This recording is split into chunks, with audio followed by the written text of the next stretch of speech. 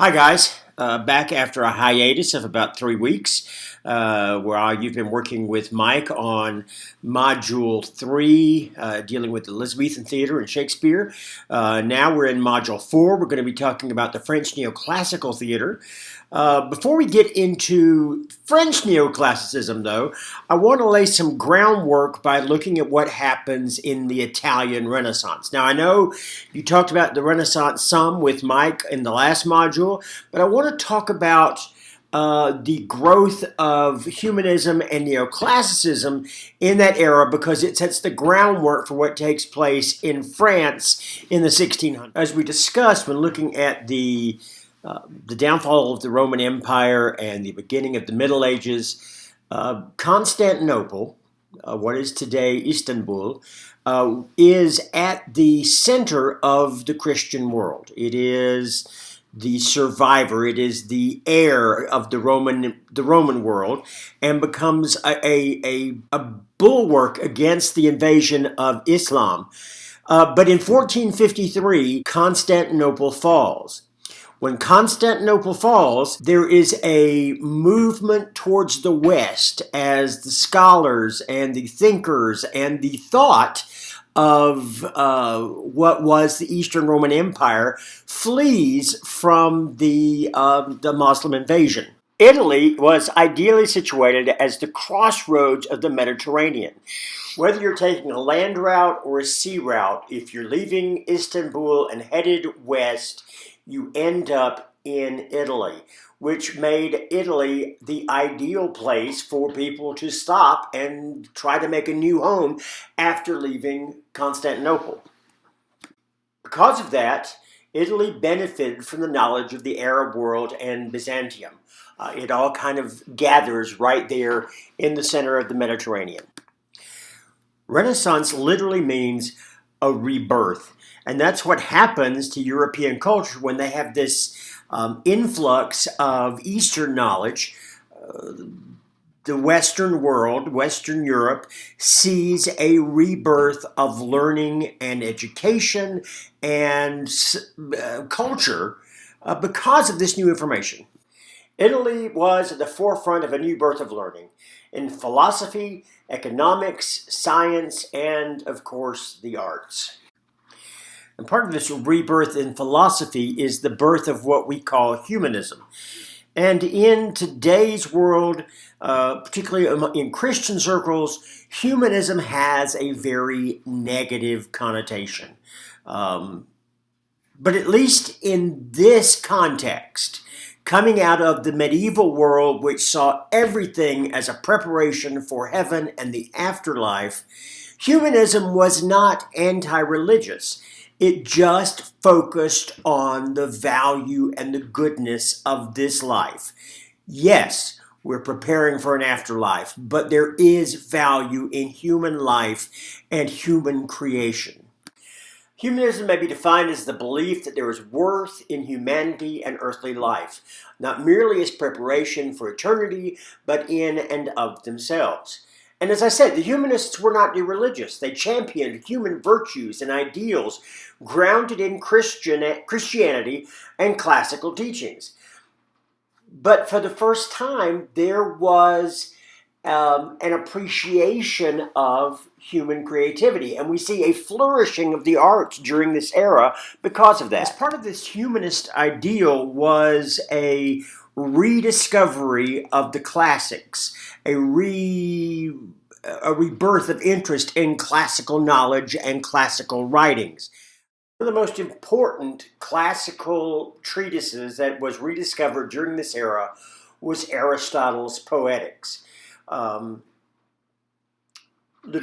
Castelvetro does a translation of the Poetics in 1570.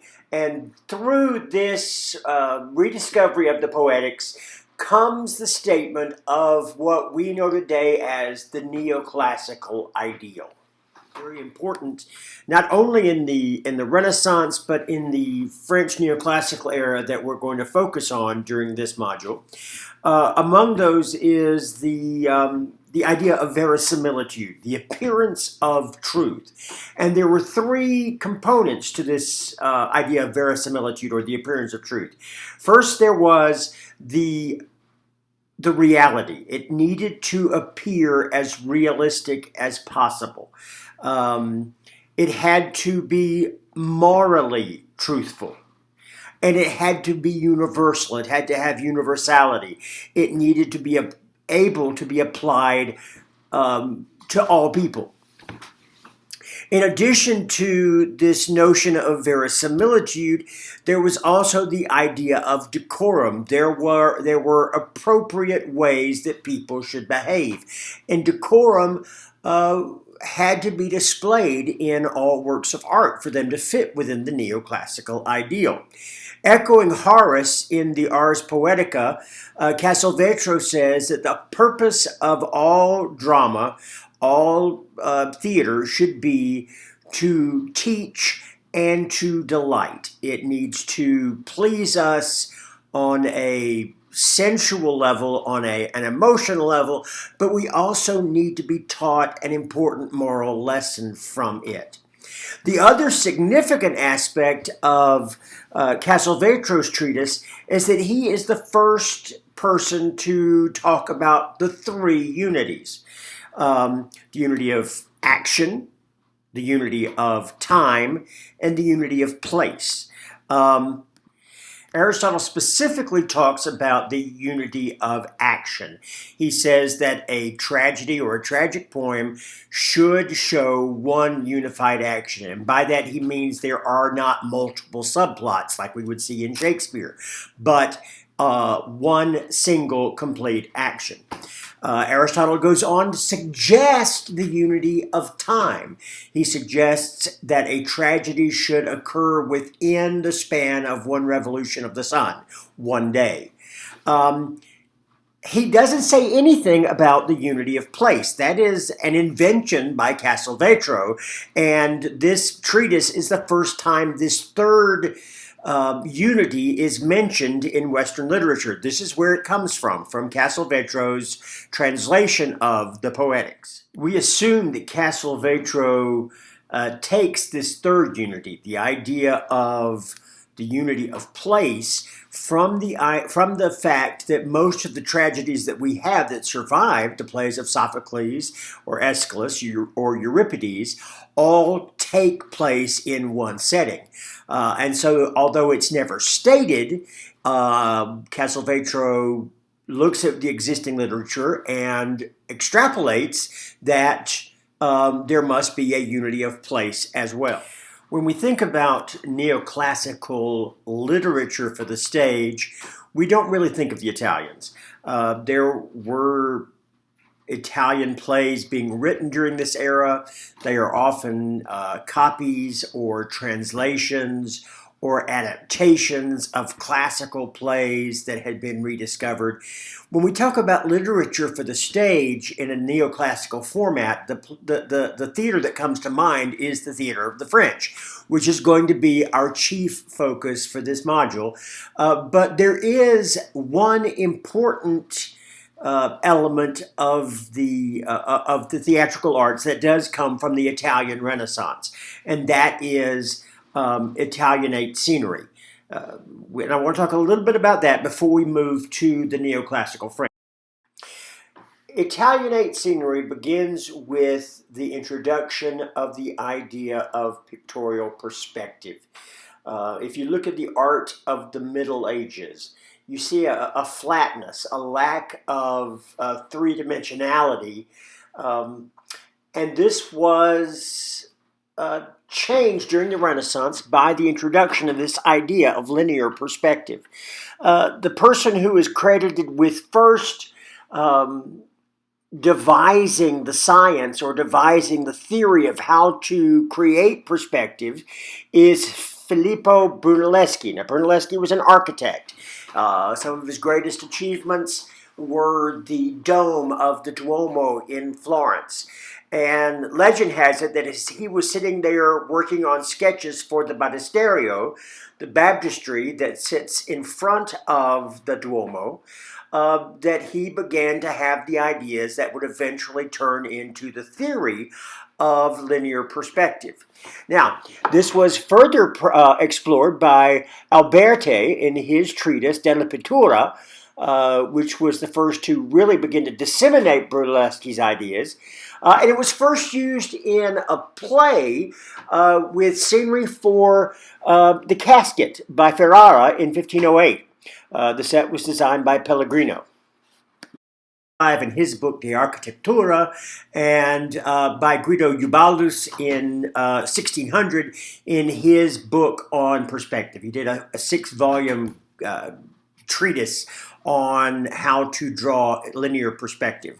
And these ideas revolutionized how scenery was depicted on the stage. We went from the very presentational mansions of the medieval theater that we saw in the mystery cycles and the mystery plays, and we began to create the illusion of three-dimensional reality. And what drove the Italianate scenic practices, at the beginning at least, was the sense of novelty, this idea that we're seeing something that's never been done before. And so everybody wanted to have three-dimensional perspective scenery. Every duke, every little town wanted to have perspective scenery. And so a new type of theater had to be created. If you are doing a medieval mansion, everybody can gather around, and it really doesn't matter from which direction you see it. But when you begin to create three-dimensional scenery, actually two-dimensional scenery with the illusion of three-dimensionality, then you've got to control how the audience sees it. And so we begin the move towards trying to create a picture frame, a controlled view of the stage through an arch that we come to know as the proscenium. The first great theater of the Italian Renaissance is the Teatro Olimpico, which was designed by Andrea Palladio. The Teatro Olimpico begins to play with this idea of perspective scenery, but instead of a single architectural arch or proscenium, there are several, because Palladio originally built the design around drawings of the ancient Franskene of the Roman theaters. After Palladio's death, the theater wasn't finished, and so Scamozzi was brought in to finish the design, and he placed these perspective vistas at each of the arches in the theater. And those are still present till this day. If you ever want to see an example of the Teatro Olimpico, if you go to the Heath Ledger movie Casanova, the opening scene is filmed inside the Teatro Olimpico, and so you can get an idea of its size, its design, and its beauty by watching this film. But this was the first attempt at trying to come up with a theater that could contain three-dimensional perspective. The oldest surviving example of a true proscenium arch can be found at the Teatro Farnese. This theater was designed by Aleati in 1618, and remains to this day. It has a true proscenium arch, as you can see in the picture here. The problem is with the audience seating. If you can see in the picture, there is bleacher-style seating on either side that would extend to the front of the theater, where the camera is in the illustration you're looking at. But for a half to a third of the audience, they are sitting at a 90-degree angle to the stage, and therefore receive little benefit from the arch, the perspective that's created within. This has been just a quick overview of what has been going on in Italy in the early part of the Renaissance. We want to focus now on what begins to happen in France. That'll be the next lecture, the neoclassical French theater, and specifically looking at the works of Moliere. Other things that we're going to look at in the module include the Commedia dell'arte, as well as the articles that we've been assigned and the School for Wives, the Moliere comedy we'll be looking at. So look for those to come out later this week and the next day or so. I'll be in touch by email. Looking forward to continuing this study with you. Talk to you later. Bye.